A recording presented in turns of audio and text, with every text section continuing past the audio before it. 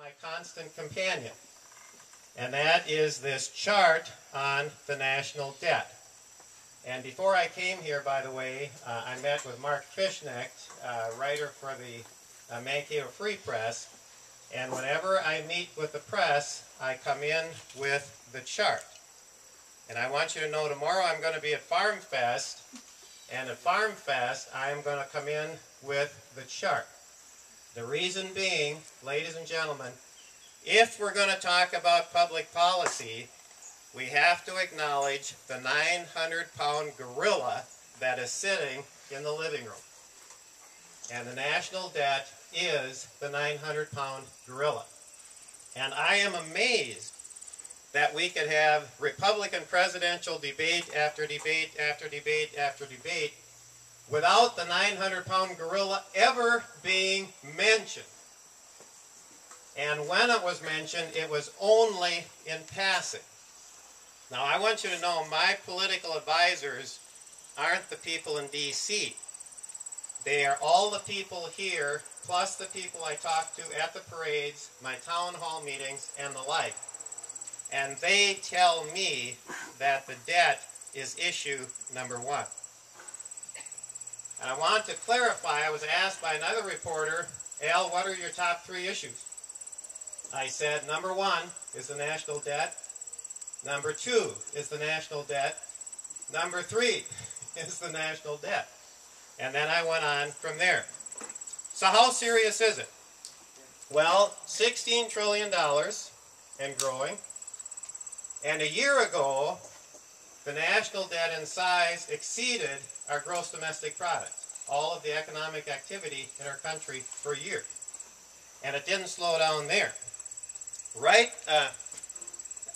now, 20 cents out of every dollar the federal government collects goes for interest on the national debt.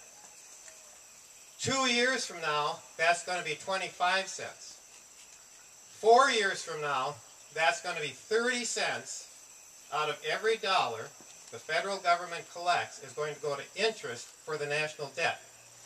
Now, how many of you, if you belong to any organization, it could be your farm, it could be a church, it could be a civic group, it could be any business, and your operating debt looks like this? How many of you would say, let's just keep doing what we've been doing? Look at the gorilla, folks. Where are we going to come up with $500 billion? And I want to be very explicit. If we're going to get our house in order, we have to stop spending money we do not have. Can't do it. We have to stop spending our children's money, to be very frank. Okay.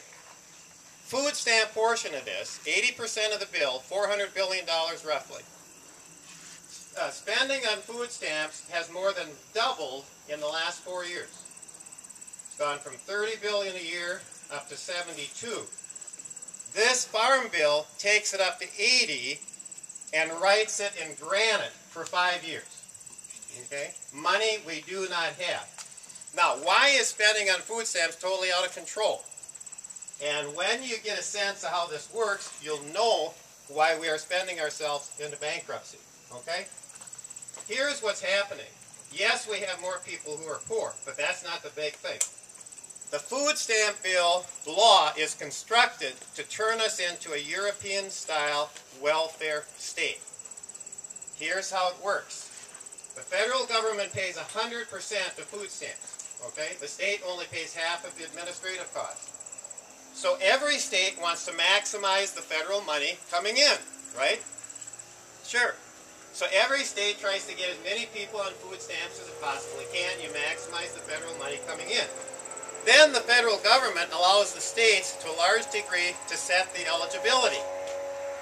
Minnesota in 2010 raised the eligibility up to 165% of poverty. Now let me tell you what that means.